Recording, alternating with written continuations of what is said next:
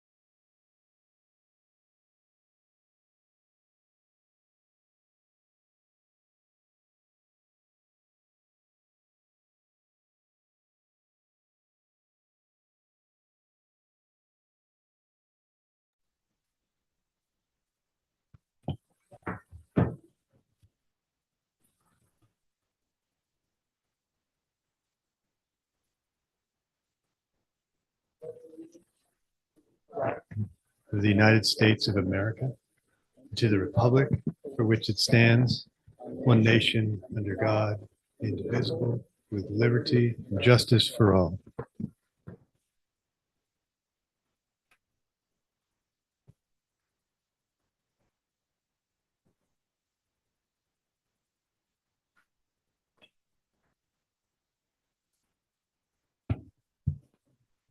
Okay, can we have a roll call, please?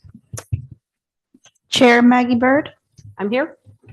Vice Chair Adriana Vandergraaf, Here. Matthew Johnston, Here. Shane Warburton, Here. Buzz Patterson, James Flickinger, Gerald Abramson, Here. John Cornell, Here. Steve Weiss, Here. and Steve Tannehill. Here. Thank you. We have a quorum. Thank you.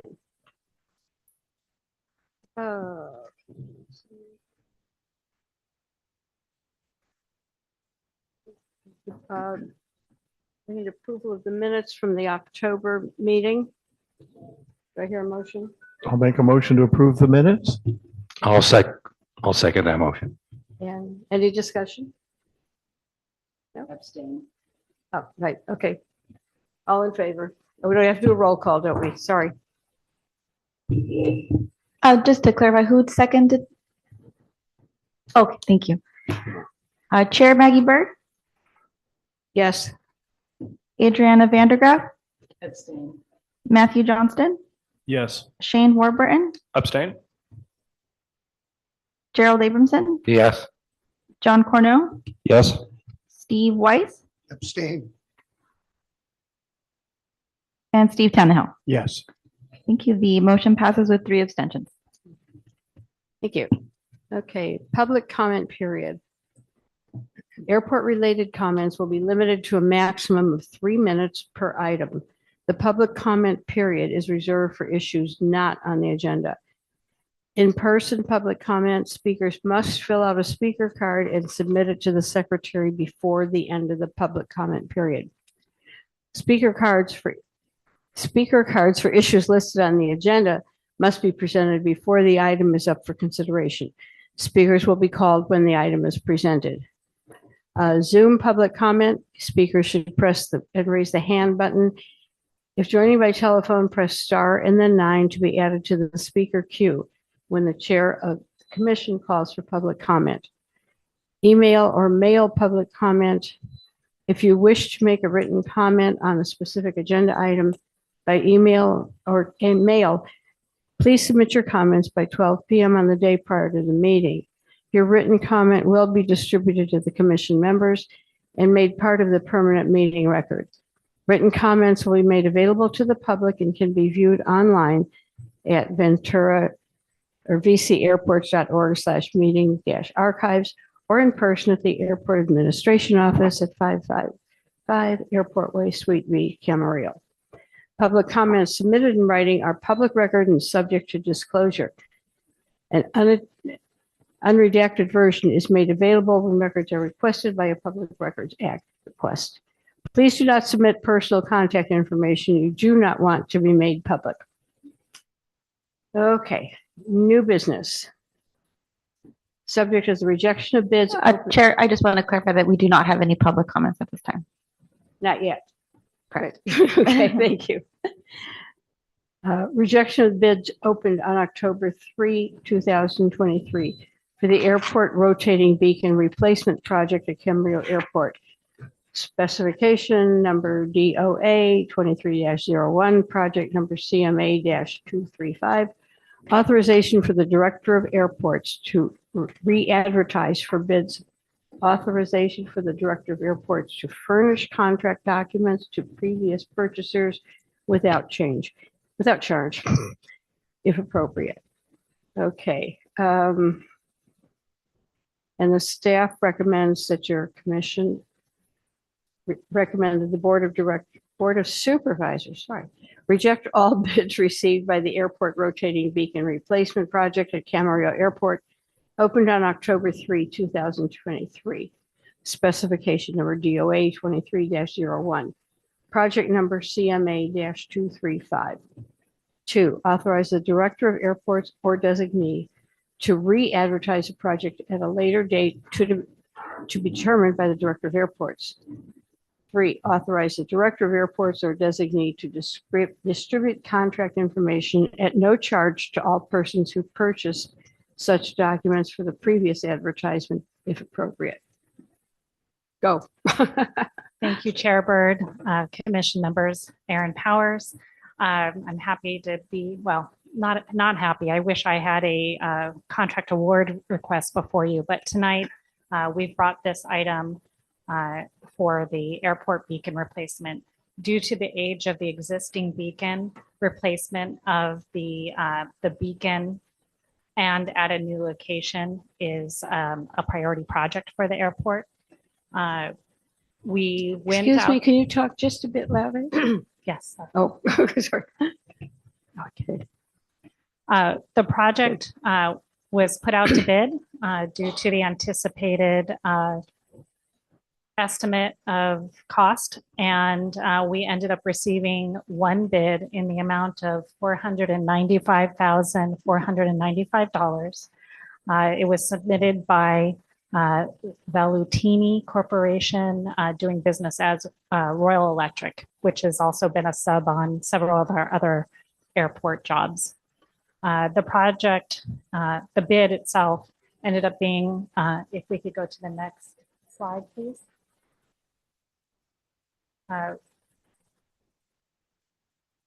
We do full, I'm sorry. I can't see it and my glasses magnify a lot, so.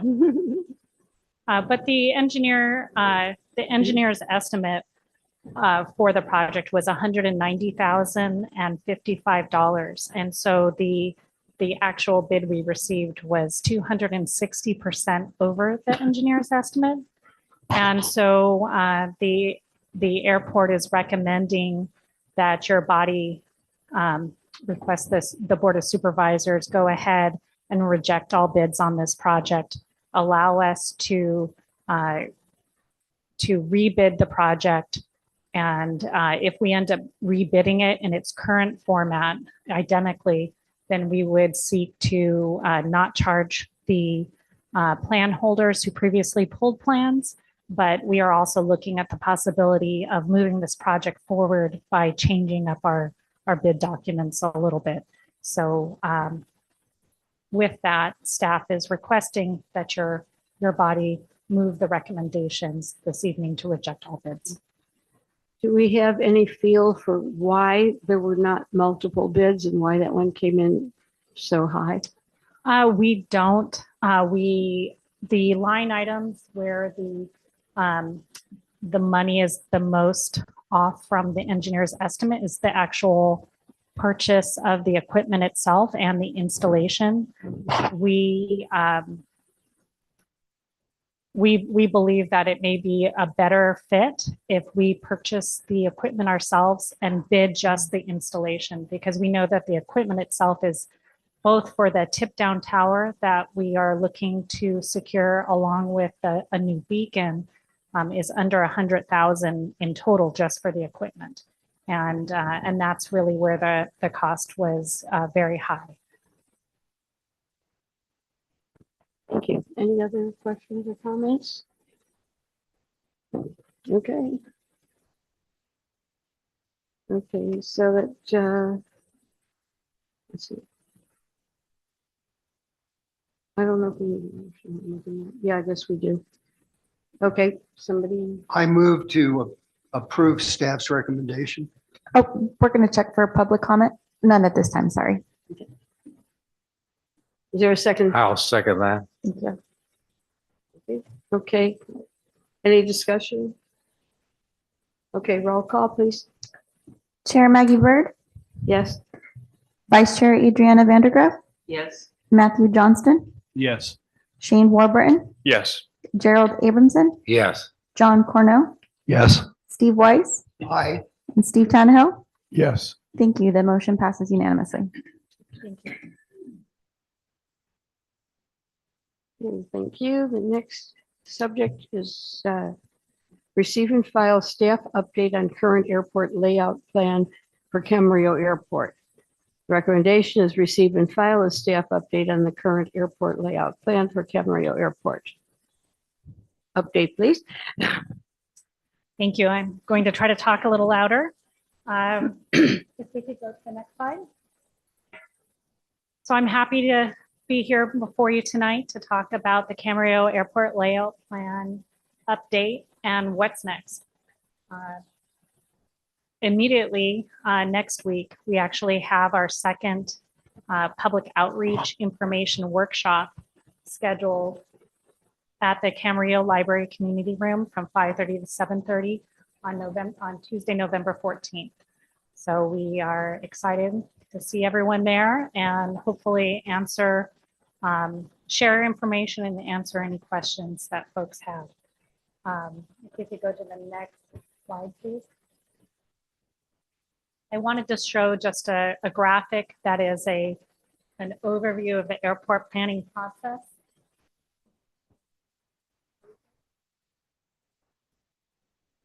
Okay, so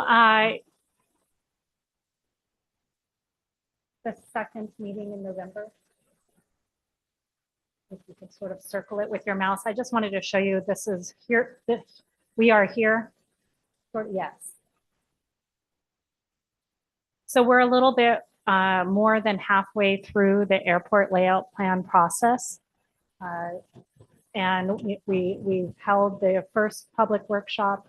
We're about to hold the second. And we are planning to wrap up and submit the final document to the FAA for approval in mid-2024. If we could go to the next slide, please. I actually called out a couple highlights. First, our accomplishments, sort of what we've already done. We did kick off the study, and as part of that kickoff, we gathered all the information to help with the first chapters, which were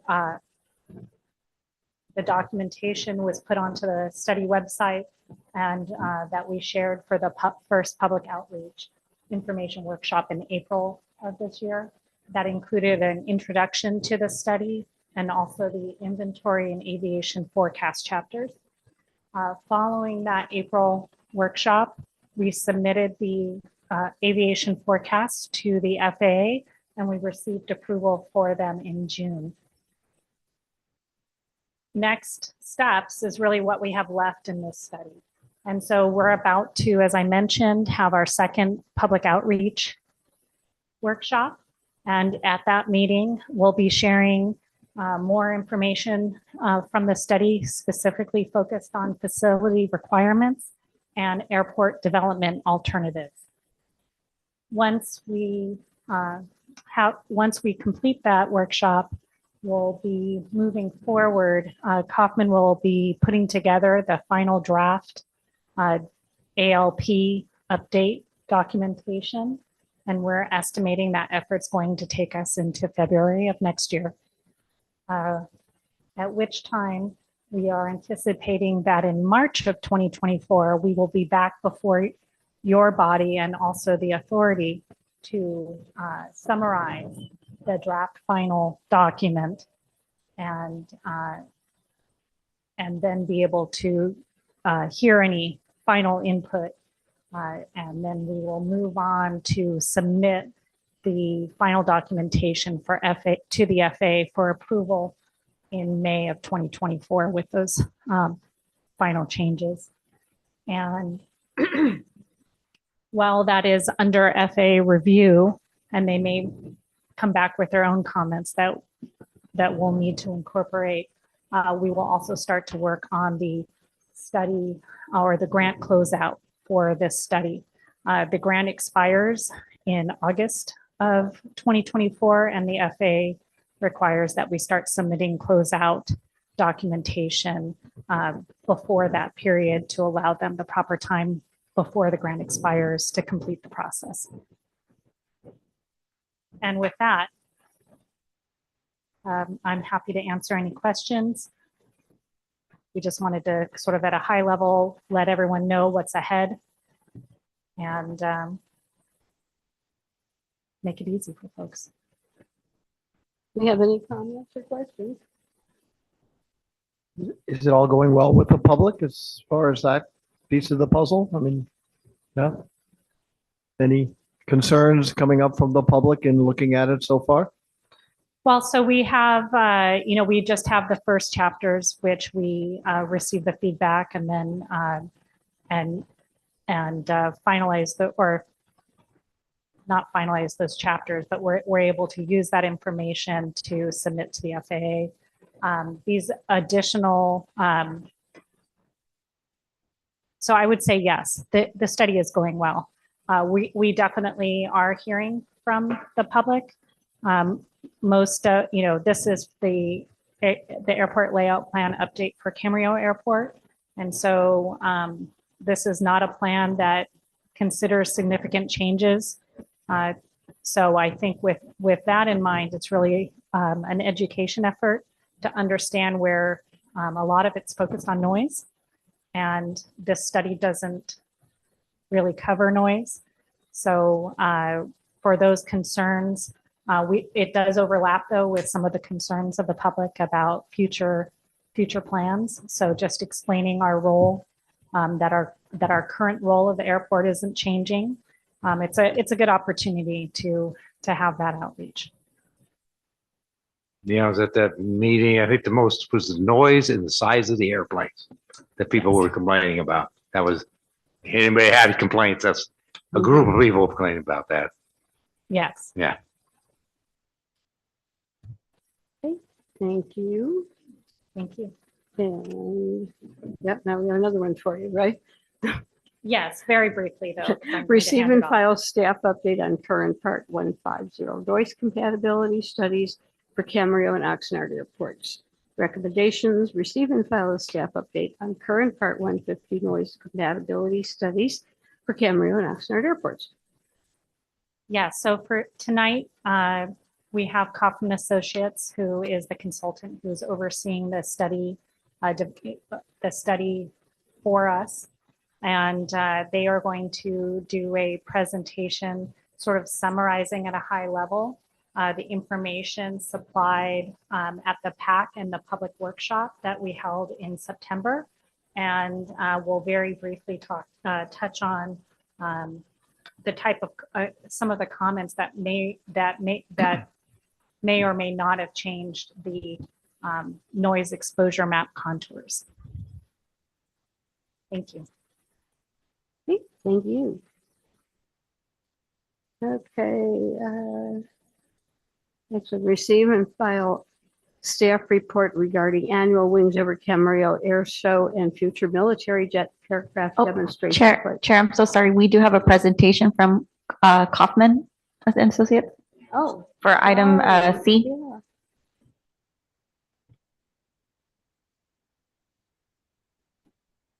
Okay, well, Corey, are you ready? Yes, I am. Madam Chair, members of the commission, my name is Corey Lewis and I'm with Kaufman Associates, and I appreciate the opportunity to join you this evening to talk about the Part 150 studies for Camarillo and Oxnard airports. You could advance the slide, please, Dave. And again. So this is a similar project timeline graphic to what Aaron showed for the ALP project, but here we're looking at a approximately 24-month process. We kicked off the project early in the year, January, and had our first public meeting in March. Through the summer, we conducted noise measurements and then met again with the public in September of 2023, last week of September. So from there, we at that meeting, Dave, if you could advance the slide. We presented to the public the information contained in chapters 3 and 4. So chapters 3 for both studies are aviation noise. And this chapter primarily focuses on the methodology and inputs for developing the noise exposure contours. We use FAA's Aviation Environmental Design Tool software which is the software that produces noise exposure contours. So these are an overview of the inputs. So we use flight track information, operations information. So those operations relate to the aviation forecast for both airports. Those aviation forecasts were approved by FAA. We also look at the type of aircraft, where aircraft operate, and the time of day, which relates to the CNEL noise metric. So using all that information, which we initially presented at our March meeting, we put that into the model and it develops noise exposure contours. You can advance the slide, please. And ultimately, those noise exposure contours are overlain on land use mapping. And through this process, through the NEM, the point of the process is to determine whether or not there are impacts based on FAA's thresholds. And throughout this process, through our meetings with both the Planning Advisory Committee and the public, we emphasize that the county understands that members of the public may be disturbed by noise at levels that are lower than FAA guidelines. And we emphasize that additional efforts to look at potential options to reduce the effects of noise will be considered later in the study through the noise compatibility program development, which is the second half of the study. If you could advance, please. So as I mentioned, we developed noise exposure contours for both airports. We did that in 3 time horizons. So this is the 2022 or the existing condition. Then we did a 2027 condition. And then also a 2042, which is a long range contour only for land use planning purposes. So the first 2 make up the noise exposure maps, the existing condition and the 5-year condition. And then, as I mentioned, the long range contours, the 2042 contours, those will be shared with the Airport Land Use Commission to be incorporated into the Airport Land Use Compatibility Plan for the airports. If you step to the next summary slide, please, Dave. So when we look at the Camarillo contours, they largely are all on airport property, with the exception of some areas to the north that are off airport property, and to the southeast of the administration building there. So the area that is off airport property to the north, that's largely compatible land uses. So agriculture, commercial, industrial, transportation, right-of-way, and undeveloped areas. There are some noise-sensitive land uses that are south on the south side, and these are just corners of lots that are associated with the existing schools in those areas. Could advance to the next slide. So similarly, at Oxnard, we developed noise contours at the 2022, 2027, and 2042 time horizons.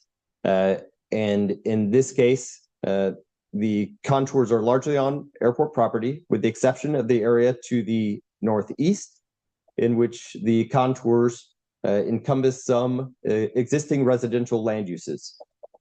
Those are the areas identified with orange or yellow directly north of the 25 end. Yeah, thank you, Dave, for highlighting that area. So these are houses that are quite close to the airport property. And as you can see in this exhibit and the 2 subsequent exhibits, those areas continue to be encompassed by the noise exposure contours. In total, there are 23 dwelling units that are located within the noise exposure contours, and that's approximately it is approximately a 3-acre area. Some of those properties are partially within the 70 to 75 CNEL band as well. Similar to Camarillo Airport, there are compatible land uses that are located within the 65 CNEL noise exposure contours. Hey, Corey, this is Commissioner Steve Tannehill. Could I ask a question? Would that be okay? Yes, you may. Could you go back to the map of Oxnard Airport? Thank you for that. So one of the things that's going on in Oxnard, if you look at the south by West 5th, by that blue where the school is, actually, I think it might be to the right there, what's green now. That was zoned for air, just to the, I'm sorry, just to the right. See where the blue is, right below the center of the runway? Go to the left. Keep going, keep going, keep going. No. Help me out, Keith. Is it straight north or straight south of the helipad there? That's what, it's the area that was recently approved for the Portofino development, which is south of West, is that the area right there? Thank you. And then similarly, northeast of the airport, similar to where that yellow area is, where there are homes, that's the Teal Club development. And that whole area is in process for homes. So how does that all play out with this noise study? It's ag right now, but it's not going to be ag in a year or two. Yes, so we have actually, and that gets to one of the points that I was going to make later, is that we've received similar comments through the course of the study, and we have updated the appendix that discusses land uses within the 60 CNEL noise exposure contour. So what I was discussing earlier with regard to land uses inside the contour, those are the solid bands. Those are the 65, 70, and 65, 70, and 75. Those are the noise exposure contours that FAA considers. So if noise sensitive land uses are within those, FAA considers those to be impacts based on the Part 150 thresholds. The other, outside of that, we are showing the 60 CNEL noise contour. That's the dashed contour. That is not considered an impact when considering FAA's Part 150 land use compatibility criteria. So we did take those comments, Steve, and we have added in additional information related to Teal Club and Portofino as well. Thank you for that. If I could, the way I would characterize it is not that there's not an impact. It's that the FAA won't write a check to mitigate the impact. They will only write a check if it's 65 or higher. But there's still impact. It's just now you can't rely on the FAA to pay for mitigation measures. So actually, kind of a little wrinkle to that, or addition to that, mitigation money could be available. It just gets the lowest priority. So they would look at 65 across the United States, distribute that money, and then areas within 60 could potentially get it. I've never seen it happen, but I guess technically it could get.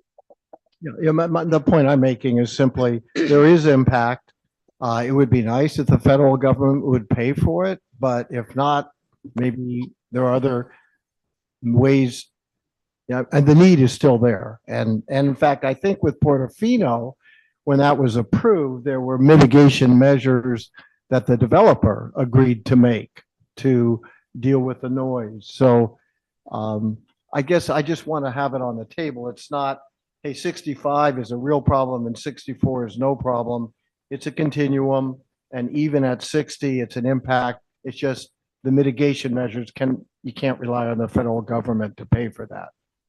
When I also want to go on record and state that, at some point you have to draw the line, at impact, right? So we can say that, we could go to obscene kind of levels and say, well, I heard this bird chirp. So I think we have to use a standard, and the FAA has a standard. So until there's another standard set, we have to work with that. And those are larger governmental issues because, we can continue to say there's an impact, but based on the definitions we have now and what we're being presented, we have certain containment to that impact at these decibel levels. I just want to clarify though what it means. Again, it's not saying that 65 and above is an impact and below that's really not. It's saying that the impact is so great that the federal government will write a check to fix the problem. So at 60, it's there, it's real. It's just the federal government saying, we're not going to write a check for that. That's my point. I have a comment. And I just want to go on record that this body opposed both those projects vehemently, and they just got rubber stamped. And so we're in this situation. The airports didn't create these situations. Yeah, the Shane Warburton here. The airports have been here since Oxnard in the 1930s and Camarillo since the 1940s. And while the noise itself could definitely be problematic, at the same time, having those thresholds is important. And I think another consideration of the federal government is that nobody's forcing anybody to move right next to an airport, which is where all of the airport noise is. So at a point, you do have to draw a line. And I don't see any issue with the federal government not providing any money here. It sounds like an issue for the developers, my opinion. Adriana Van Guff, I'd like to add to that. We also have developers who have promised mitigation without a check with the FAA. It's been a promise of a mitigation without following through, where something was promised without making sure that it was actually possible in the first place. And again,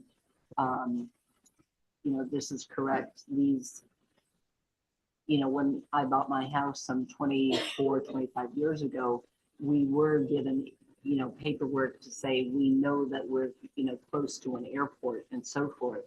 And for people now to say, it's noise, it's noise, it's noise, that noise has been there, paperwork, you were notified that that was in place when you were going to buy a house. And again, if you did not want to deal with that, maybe you shouldn't buy the house there. Yeah, I agree. This is Maggie Bird. And from a real estate point of view, you're absolutely correct. It's called disclosure.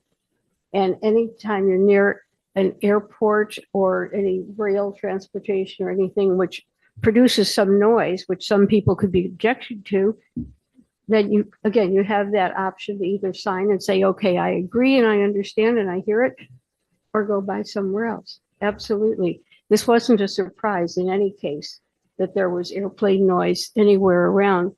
And, it's been pointed out, these were military bases 50, 60 years ago, weren't that? But they were military bases. And believe me, those airplanes coming in, roaring down Fifth Street, I remember them when Oxnard Air Force Base was here, which is now Camarillo Airport. And those jets were screaming down Fifth Street. And you can't say that they didn't make any noise, but people didn't care because they were military, I guess. But anyway, it's the way it's been, and there is no reason to change it. I would add that with respect, these are not static situations. For example, Camarillo Airport was shut down. It was closed in the 70s.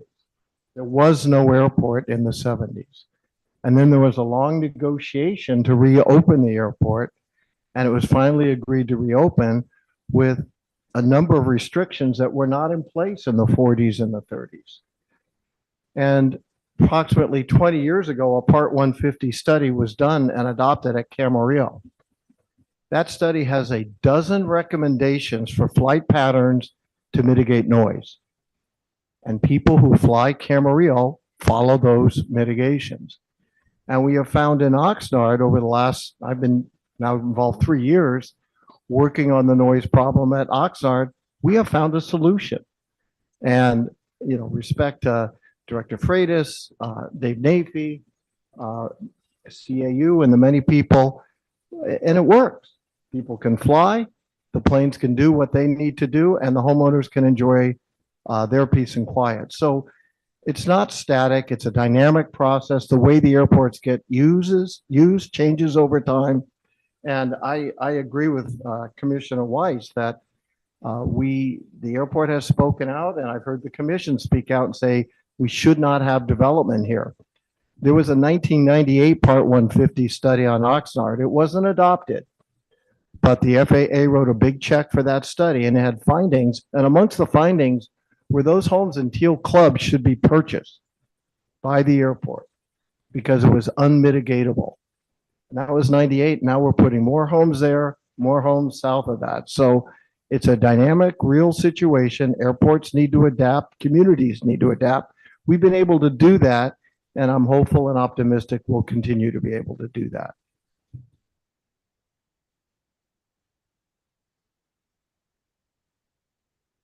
But there's more to it than that. We had a situation not very long ago of three hawkers that had to land at Camarillo. And where I live, the hawkers are about 750 feet when they're coming into land in Camarillo, right over my head. I heard them, they were loud, and it was about 2 to 3 minutes at most that we heard them. I asked my husband because I wanted his opinion as well. Well, then when I looked at next door Cartagena and so forth, because I always look there to see the comments, I hear, I couldn't sleep for hours. That what was this? What was that? I couldn't sleep. What was this? What was that? You know, they shouldn't be there, etc. And it's like, hold it. I know how long it was because I'm much closer to the airport than they are because I could see where they were located. And it was at most about 2.5 minutes where they were coming in one after the other because Magoo was closed and they needed to land. You know, and it depends on who's talking. You know, when people say I couldn't sleep, it was about 9:30 at night. I mean, because I was looking at it, you know, and then there were people who were saying, what is this? What is this? You know, and then there were some very rude responses. So I got on and said, you know, and explained what it was, you know, about an emergency situation at Magoo, and that's why they had it. And then there was and there were no more comments. But, you know, you can hear many people saying, it's the sound of freedom. I love it. I love it. I love it. And then there's probably maybe 5 out of 25 people who will say, I never want to hear it again. Well, if you've got 3 planes that have to land, they gotta land. And saying, oh, this was terrible. I couldn't sleep. It was so loud. It was 2 minutes of loud. So, you know, there's a little perception in here too. I want to take a moment to also, with on the back of that, commend the airports for the community outreach, and because I do think it's about communication and education, and we've done, and you know, to Steve's point, we've come a long way to help that, because I think at times there can be ignorance to what is going on, and it's about participating in the narrative and making sure we mitigate the dramatic. And I think there's a lot of that can occur, especially in today's society with social media, where singular voices can be made to seem much more larger than they are. And I think the airports has done a wonderful job in tracking that data, measuring the numbers of homes these concerns come from. I think we also need to caution ourselves in how we define things when we call them problems versus concerns. Those are 2 different things in how it can be interpreted. I think we have concerns. I'm not sure we have problems. So I want to commend the airports in your efforts the past year to hire staff and do what you've done to help educate. Agreed. Very good. Thank you. I would like to just gently remind the members to keep the microphones close. I've gotten a comment now that it's varying in terms of how well the Zoom people can hear. So thanks.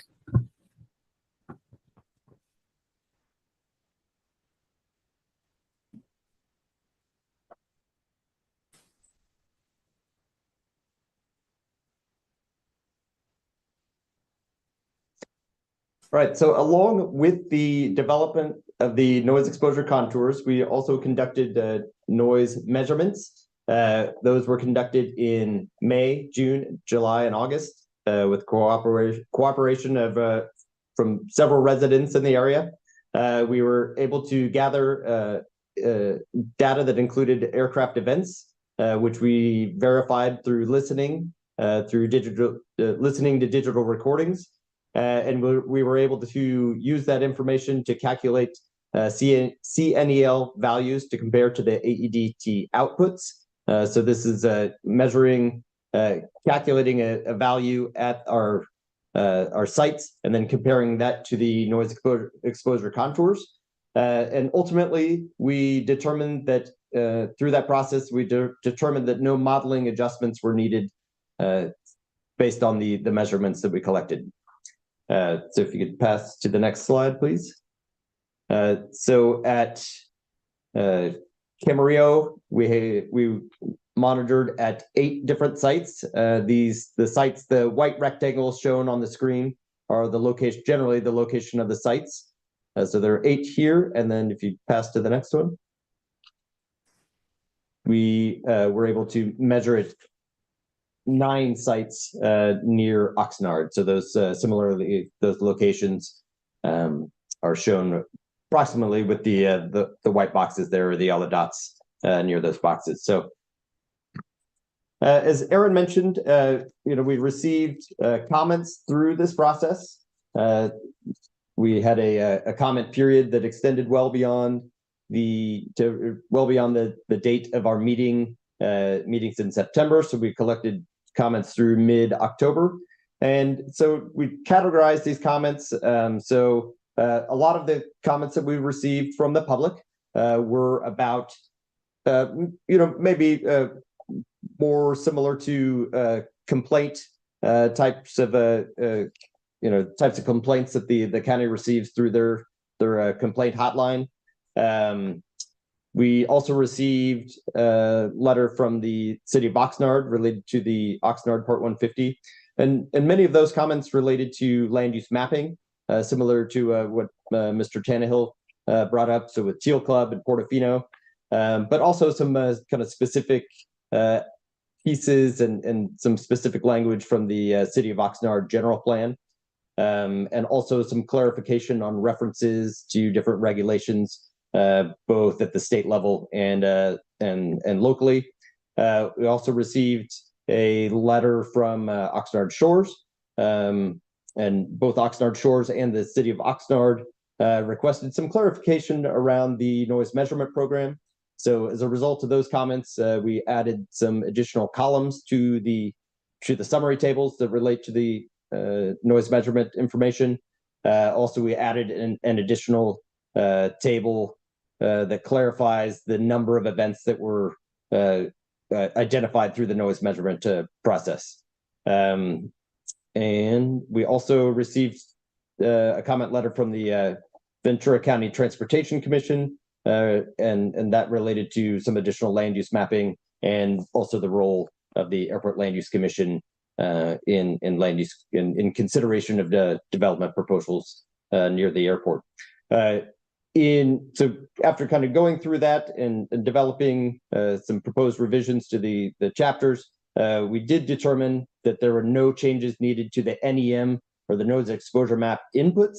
So none of the comments related to kind of that first slide or the second slide that I mentioned, to the to the flight track, to the operations, to the time of day. None of those pieces of the noise exposure map chapters were changed, and so as a result, the noise contours that were developed as a result of those inputs did not change. And so, Dave, if you can move to the next slide. If this goes to kind of where do we go from here? So at this point, we have red line documents of the chapters that we're coordinating with staff to finalize. And then ultimately, we'll move forward with Keith will be able to sign those documents and submit them to FAA for acceptance. So anticipate that happening in December 2023. And from that point, we'll begin working on the noise compatibility program, which it's a lot of what we talked about with the public. And that one of the other slides that I showed earlier, that a lot of the concerns and the kind of ideas and things that people want us to look at, that really happens in the second half of the study, which is the noise compatibility program. So that's we'll be looking at noise abatement alternatives, land use alternatives, and program management elements. At this time, we anticipate having listening sessions with the public in the first quarter of 2024, and anticipate our next planning advisory committee meeting to occur in May of 2024, and anticipate finalizing the noise compatibility program toward the end of 2024. I think that is my last slide, Dave. And I know there were some comments and questions earlier, but I'd be happy to answer any other questions that you may have. Back to the chair. Go ahead. No. Are there any other comments? No. Any questions? No? Thank you very much. That was very detailed. Appreciate that. I keep forgetting. Thank you. Did you hear me? Thank you. All right. Well, you're welcome. And I appreciate the opportunity to visit with you this evening, and look forward to continuing on with the process.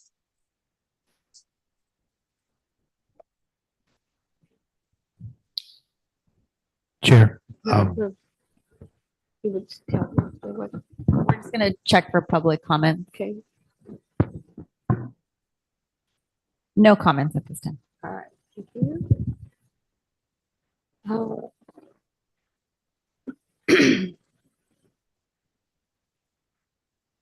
Okay, now we have receive and file staff report regarding the annual Wings Over Camarillo Air Show and future military jet aircraft demonstration flights at Camarillo Airport.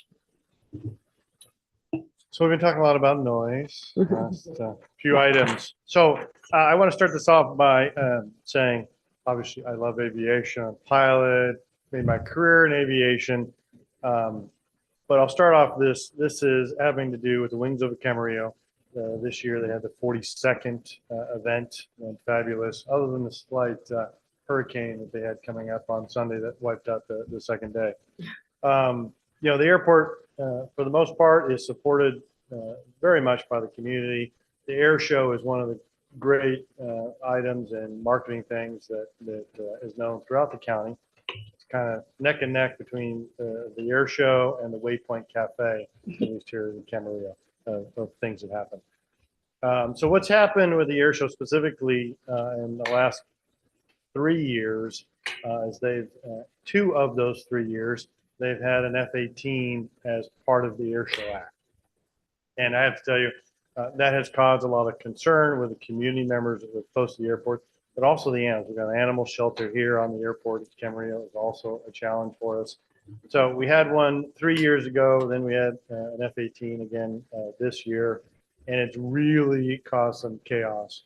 Again, those folks actually support the airport. Most of it have called, and the air show in general. It's that one act in the air show that's causing the pain and suffering, if you will, with our community members. So I've talked with the leadership of that, of the group, and I'll put it in perspective. It's in the report here. Last year, no F-18, 2-day event, we had about 15 noise calls. This year, 1 day, because again, Sunday was canceled, so just Saturday event, 124 calls, and then also calls from the animal shelter as well. So talking with the leadership, the president, the air boss, and the director of operations met with them this week, as a matter of fact. They get the big picture, and they're working to maybe move a partnership with Point Mugu Naval Air Station to kind of do those kind of jets, current generation military jets at that air show, and rotate, every 3rd year, maybe the Naval Air Station, 2 years here at Camarillo kind of idea. Also looking at what other kinds of airplanes we could do in the military, like the A-10, different kind of current generation high bypass engines, not quite frankly, rocket engine strapped to a couple wings. That's just basically, that's what the current military fighters are really. So we're kind of looking at not doing that kind of aircraft this year, and then working towards a partnership and other options. That's kind of where we're headed at this point. So it's kind of just a receive and file, just kind of update where we're headed, the issues. Again, love the F-18, had a lot of positive comments, but the chaos that it creates for our neighbors. Do and you our have partners. any information as to how many positive comments versus negative? I don't have this specific But analysis. obviously, there's more negative than positive because positive doesn't bother to call. Right. No, I would say it's equal or even greater. Again, the support was for the air show, and many love the F-18 as well. I So- distinctly remember hearing about polling that stated that the F-18 was the showstopper that drove many people to the air show. So my question has to do with the economic benefit of having the F-18. It's Yeah. 1 weekend a year. I have another question.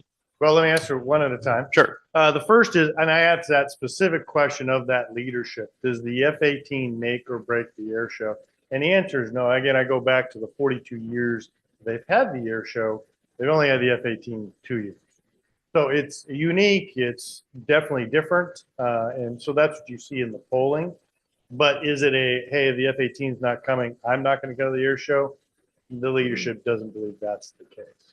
So, but yes, it is unique, and it was for sure, one of the top vote getters of interesting what's happening at the air show. Well, here's my next question. I appreciate that, by the way. Yes. So if we take a look at the noise reports for both Camarillo and Oxnard in September, which was included in this packet, pages 28 and 29 respectively.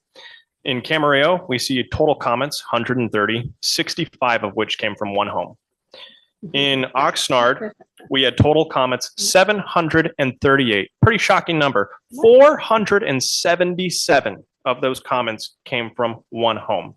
We had 88.9% of those total comments for Oxnard come from 3 households. So my question is, if we had 120 noise complaints about the F-18, how many of those came from one person?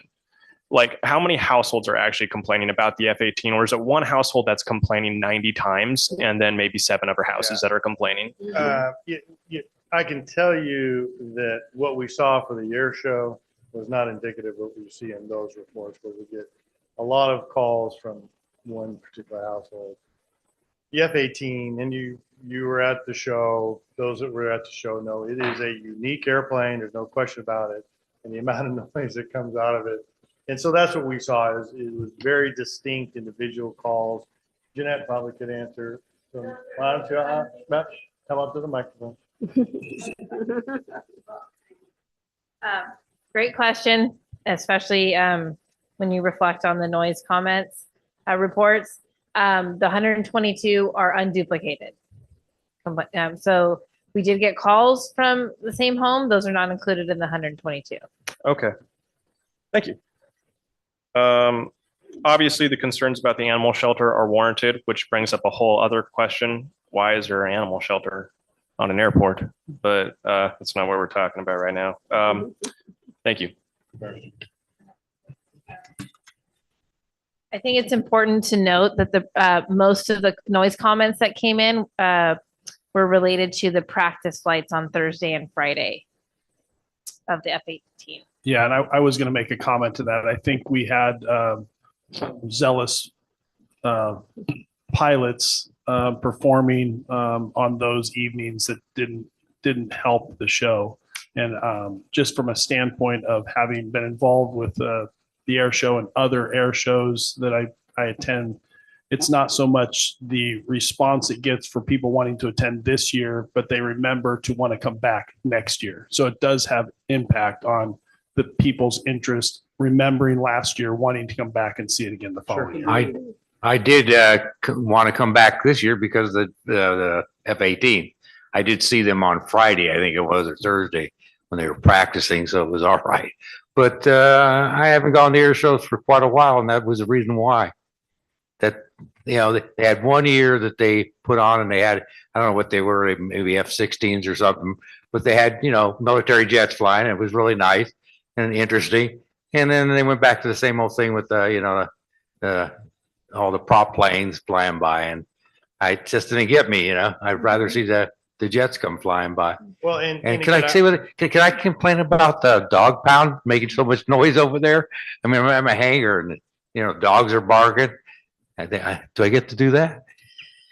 You may do it whenever Thank you you. wish. Thank you. If it exceeds 65 CNL. Yeah, and again, I want to be clear is that, the point is we're looking at what other options we can do. Again, there is no question that the Thursday arrival, which you would think would be just arrival and landing, it was carrier departure in the pattern at, 500 or so feet, Yeah. 2 times, There was a little bit of, over the animal shelter, it was those kind of things. And then Friday was because he had a primary pilot and a backup pilot, it was basically 2 air shows on Friday, starting at 4:30, another one at 6:30. So it was those and that's the bigger picture of what we'll be working with, whomever those acts are in the future. What can we do to Well, balance this all out? and the comments again in my favorite next door Cartagena, but I mean, it was full of comments about the F-18. But if I again look at, being the statistician I am, looking at the how many for the positive versus how many for the negative, yeah, there were the I hate the air show, I wish it never would come, versus if you don't like it, go leave for the weekend, with the very nice letters that come out warning you. And it was still vastly outnumbered for the I love it, the sound of freedom, blah, blah, blah. And it's like, Right. With where I live, yeah, it was really noisy on Thursday and Friday. And I'm wondering, maybe we should be looking at that as the first issue versus, not having any F-18 at all, but maybe you really consider like what the practice is and so forth, because Thursday and Friday, it was really noisy. Now, my husband thought it was absolutely magnificent, but that's him.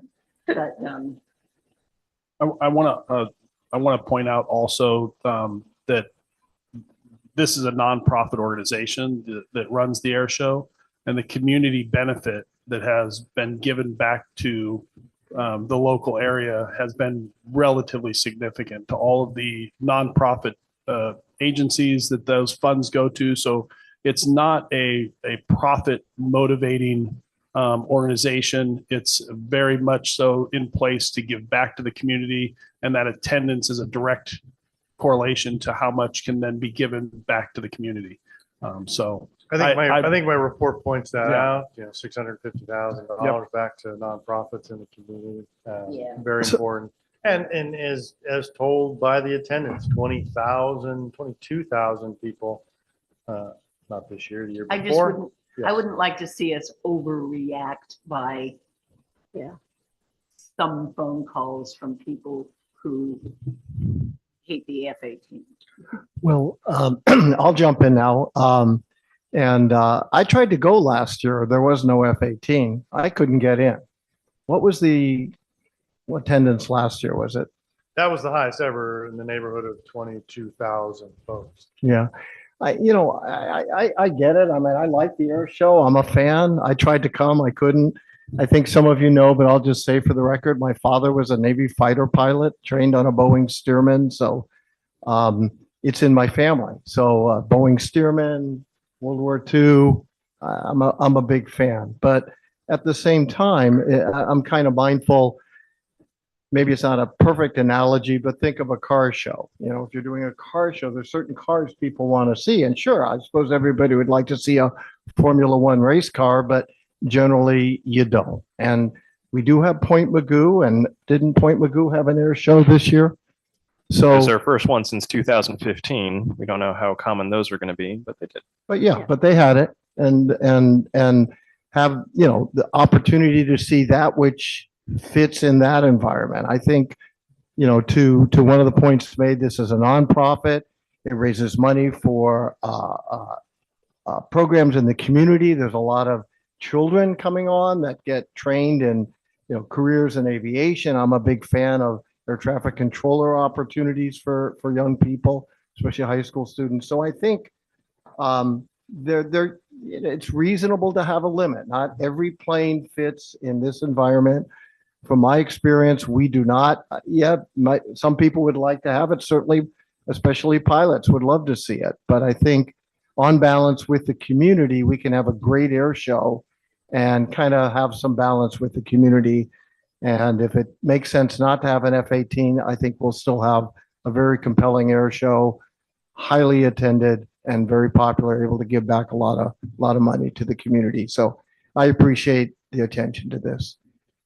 I want to give assurance to everyone also that this air show does have limitations. So by virtue of what's called the performer box, we will not be able to attract the very loud, very long performances of these jets. So they're more flyby and demonstration in that regard. So I think that's already in place. The box that this air show has to work with is already small. We can never have the Thunderbirds or the Blue Correct. Angels Right. needed too big of a Correct. offset for safety areas. Correct.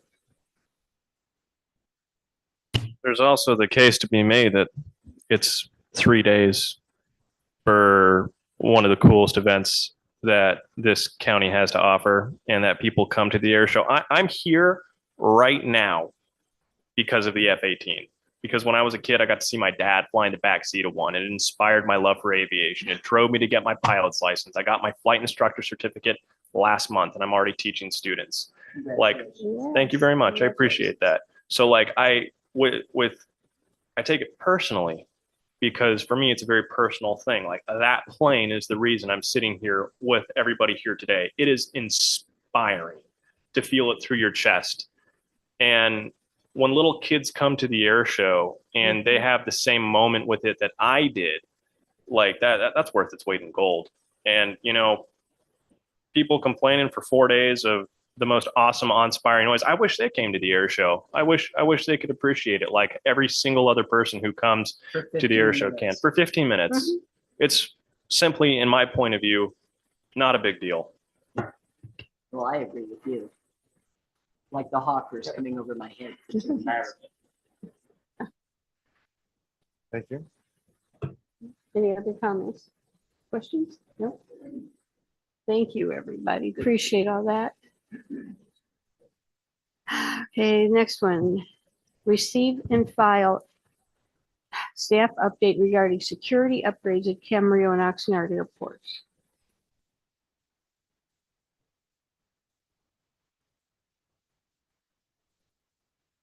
Now that you guys are all warmed up and in a good mood, I like it. I like the enthusiasm. Go. It is a little spicy. Mhm. Good evening. I'm Dave Nathy, Deputy Director. I'm coming out from behind the podium. Denise is going to kind of be the wizard for a minute. I wanted to just update you on security control and security access upgrades. This is a November 2023 update. This will be brief, but I just wanted to step through a couple of things that that staff is doing to kind of bring us into this millennium of security and upgrades. So Denise, so I just want to let you know that what we're replacing, the legacy system that's been in place, anybody recognizes the BlackBerry there. That was state of the art. It was just coming online at the same time as the existing security system that we're replacing did. And so we had a number of things that were great about it, but it was very cutting edge. And a lot of the things that were hoped for were very difficult to achieve, and some elements really just never even did get achieved. So this is going to be a little bit easier, but we do have a little bit of growing pains to it. The existing, the current system was just access control and gates and motors and some cameras, but again, they were very bulky and proprietary hardware and things like that. So tough to deal with. When they broke down, there was just really no way to work with them over time. We also have an online subscription for our database management. So we pay a pretty good sum of money every year to a third party that manages the list of people who are authorized to go in and out of our gates. So that's an ongoing cost that we incur. Go ahead. So the new system, we have that little UFO looking thing. But I think the thing to recognize is that, now our phones are better and so are our cameras. So is the database technology, and the wireless networking capabilities is way more reliable, way more efficient. Storage capabilities for the data that we have to capture and store, much more affordable. So this is going to be a great step forward.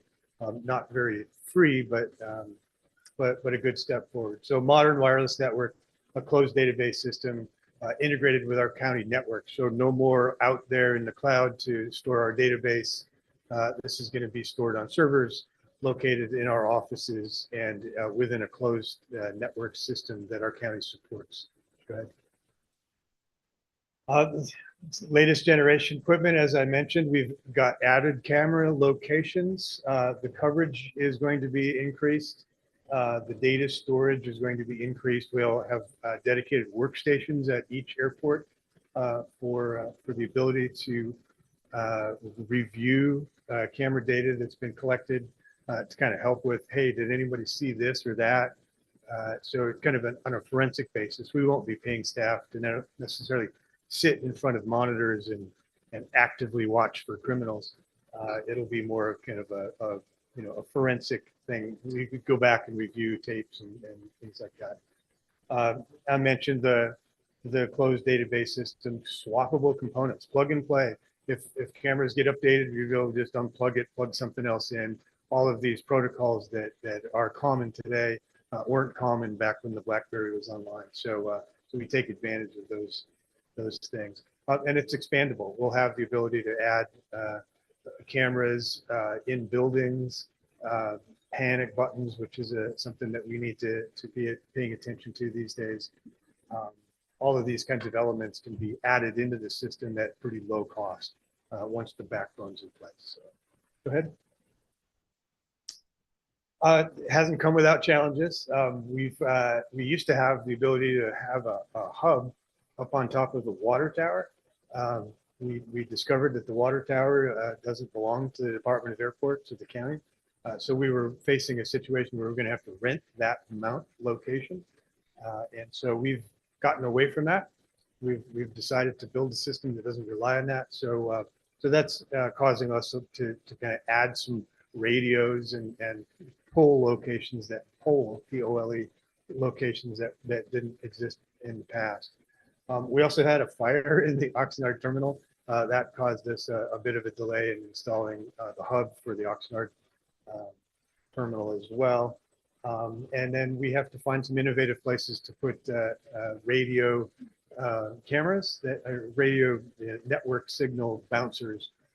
And so getting power to those locations where they haven't been before is something that we continue to work through. But we're very near the end of getting through those challenges. Go ahead. So our final steps following the hardware installation, which we expect in the next number of weeks, there'll be just a little bit of a challenge. It'll be our opportunity to be trained in the operation of the new system. We have a little bit of nuts and bolts in the migration of the old database to the new database, but we'll have everything changed over by March 31st. During the changeover, there's going to be small periods where there's going to be outages of a particular gate while they switch it from the old system to the new system. We won't take all the gates offline at the same time. It'll just be phased and cascade to the system until it's complete. So there's your update. Happy to field any questions you have about it. Now the gate's going to take the same card, or? Yeah, no problems there. The cards just identify who you are in the new system. In fact, the readers won't change. The pedestals will be the same. So we'll be able to use that. We keep our same cards that we have. Absolutely. Just keep Okay. your tests up to date. Other thoughts? Thanks. Appreciate it. I'm glad you guys are all warmed up. Thank you. That's very good. Okay, next subject. Receive and file a monthly staff update from Communications and Engagement Manager regarding Ventura County airports.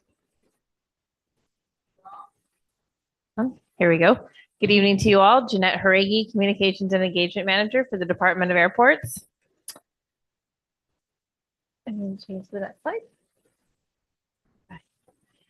As you know, the Department of Airports is highlighting unsung heroes from the local aviation community through periodic short feature stories designed to not only put a spotlight on those who tirelessly serve the community, but to also help educate the community about a portion of the airports that is often overlooked. Many may realize that Camarillo and Oxnard airports serve as vital connections to the national airspace system and are home to many businesses and individual aircraft owners, all of whom contribute to the economic vitality of Ventura County. What many may not realize is that some of these individuals and businesses also play a critical role as philanthropic contributors through a variety of nonprofit organizations that work to benefit the environment, animals, local youth, emergency response, and more.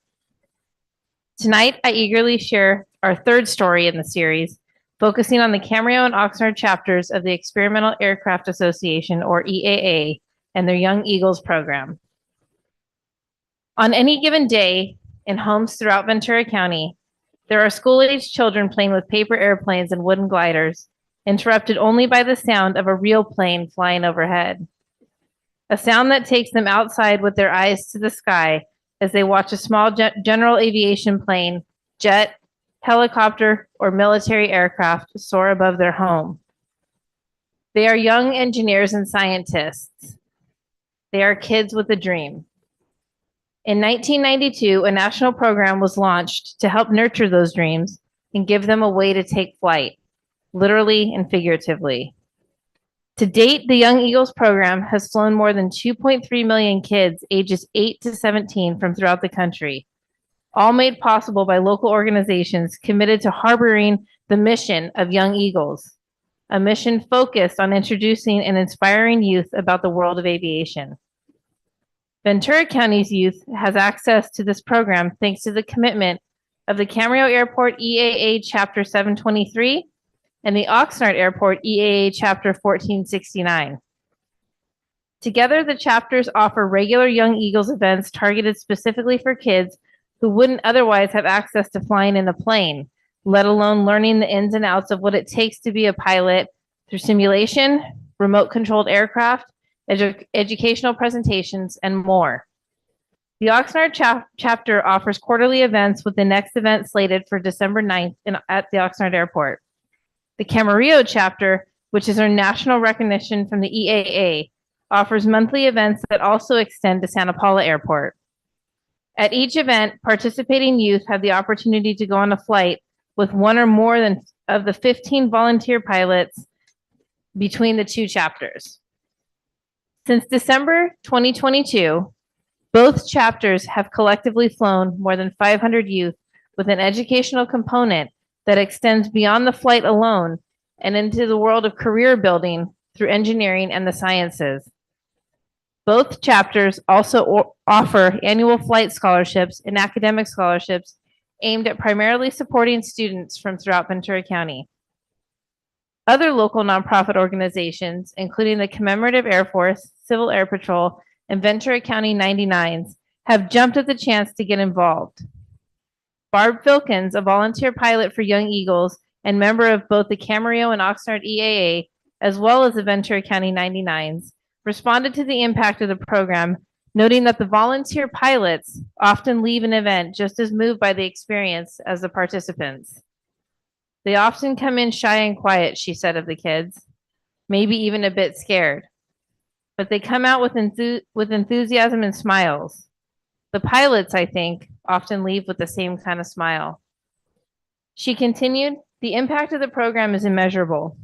When you see a child who may not have thought about a career in aviation become inspired, to see it click, it's phenomenal. That's what Young Eagles does. It brings something that might seem unattainable directly to the kids and makes it real. Featured here are pictures on this slide of last December's event at Oxnard Airport.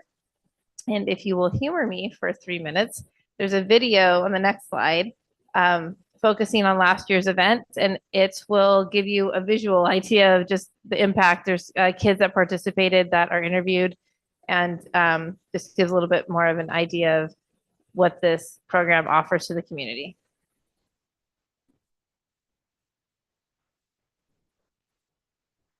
No, it's okay. So the video's not going to play. So what I'll do, I can email it to all of you, the video link, but we have it on our YouTube page and on our website. But again, it features last December's event, and it was really phenomenal for me, being the first time that I attended the event, a Young Eagles event, to see the response from the kids. Some of them really are just dedicated to being pilots and have been, and some of them, it was their first time having that experience, and it really opened their eyes to the world of aviation, which is, again, the goal of Young Eagles. So I thank you for this opportunity, and we'll take any questions or comments.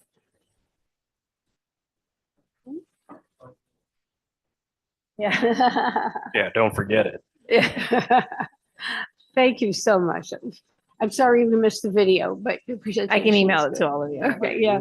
I'd like to see it. Yeah, definitely.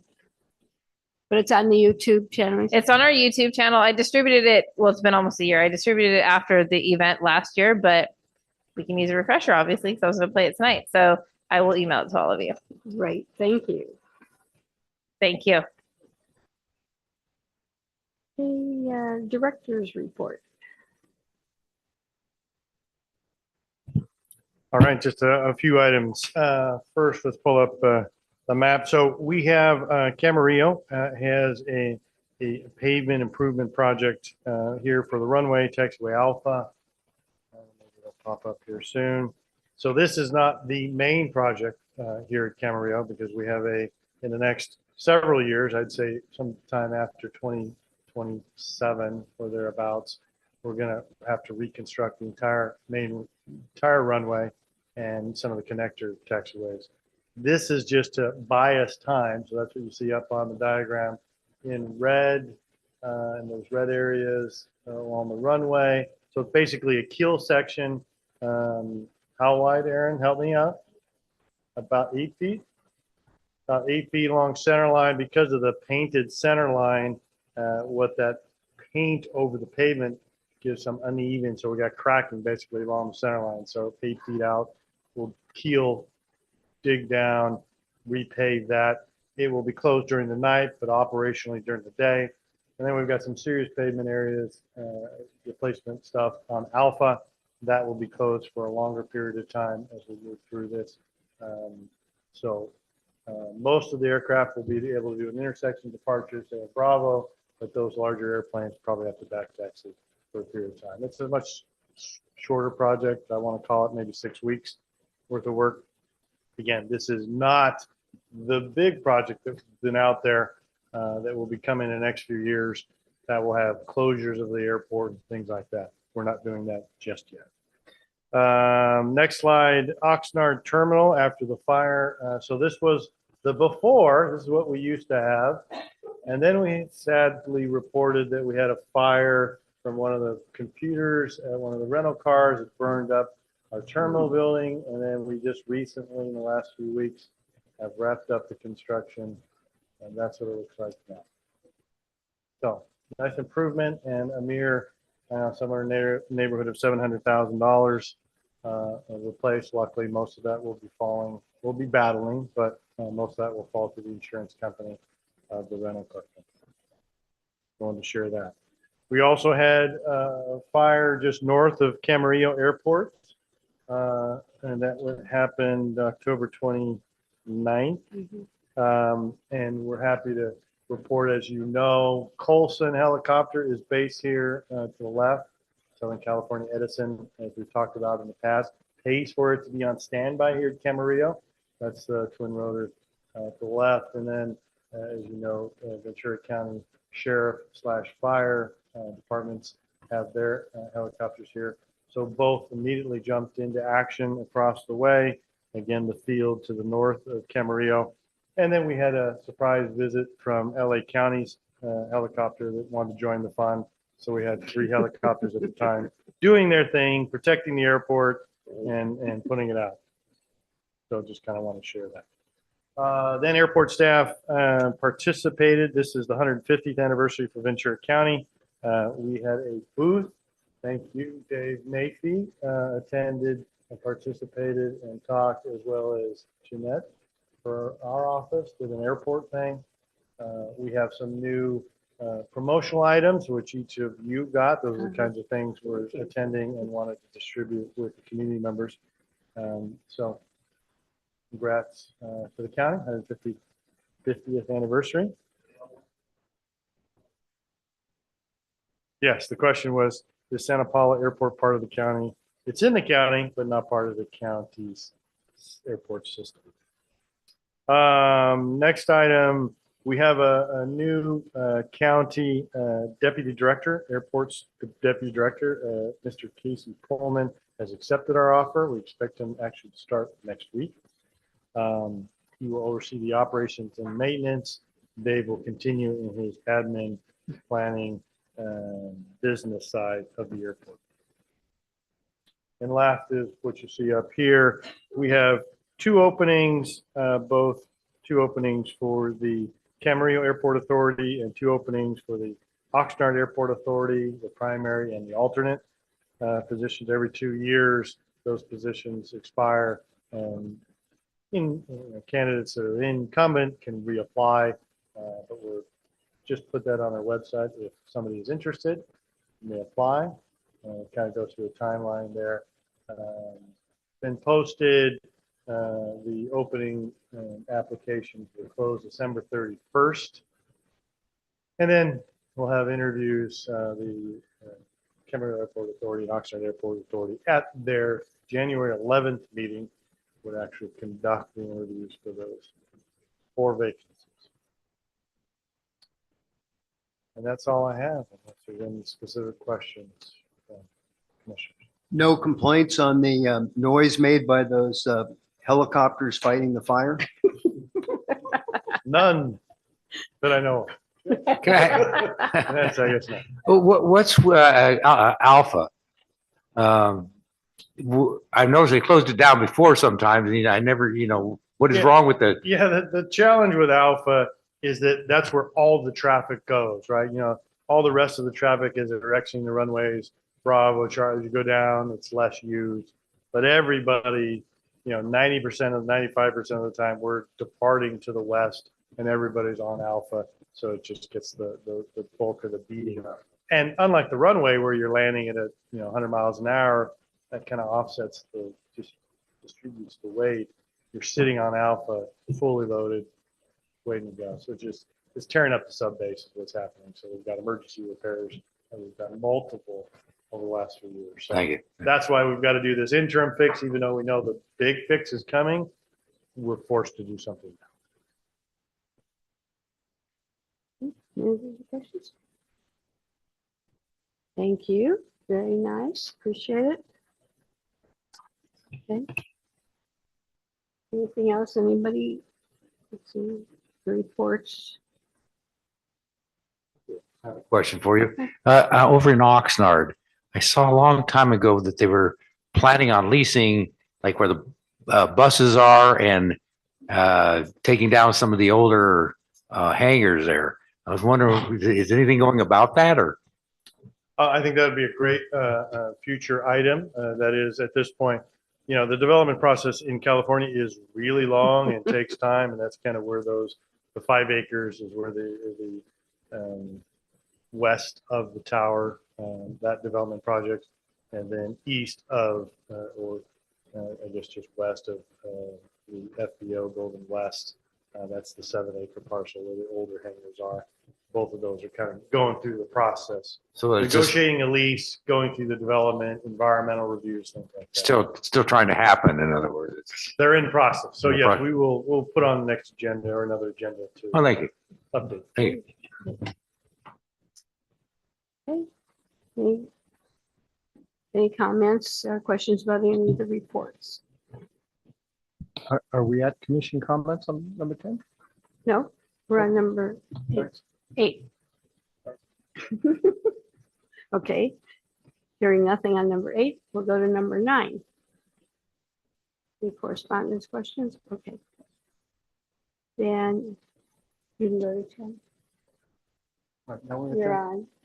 So I want to read something from Kaufman and Associates. This is from a previous Part 150 study, and it deals with this issue of complaints and how many people make complaints. And this is Kaufman and Associates.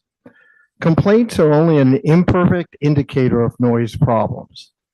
The tendency of an individual to file a complaint depends on many personal variables, including socioeconomic status, housing tenure, sensitivity to noise, feelings about the aviation industry, and expectations about overall neighborhood livability.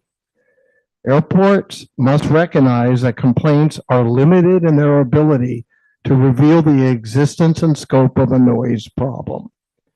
So, I'm more in the camp that says noise complaints are canaries in coal mines rather than, representing the sum total of one or two or three individuals. And I think reading the Kaufman 150 study, they kind of endorse that point of view. And I would encourage all of us to think about those complaints, not as an individual, but as a canary in a coal mine. And as Kaufman says, many people can be affected by noise, but for a wide variety of personal reasons, not feel comfortable making a complaint. Thank you. Thank you. Any other comments? Any Commission? No? Okay. I have a comment. Okay. And I thought I had missed being at these meetings, but here I am. It's been quite a while. Well, we've missed you too. And I think I made the same comment earlier. First, I want to commend what the airport's done with regard to reaching out, and Jeanette and all her work. And I think we've made great inroads into mitigating what we can mitigate. But here's another meeting, and I think we should break out how much time we spend cumulatively in one meeting on noise. You'd think that there's nothing else that's that important. And I wish the people of this county and these folks that have complaints, whether they're valid or invalid, and took more time going up against development and the impact on our local roads and highways. I mean, and I don't see any uproar for that. So those are my 2 cents worth. Okay, we'll get you changed. Thank you. Okay, anything else? Okay, in that case, I guess we should adjourn. I'd like to make a motion to adjourn. Do we need a motion for that? I'll second. Yeah. there we go. Fine, okay. Excuse me. Sorry. Do we need a roll call for that? All right.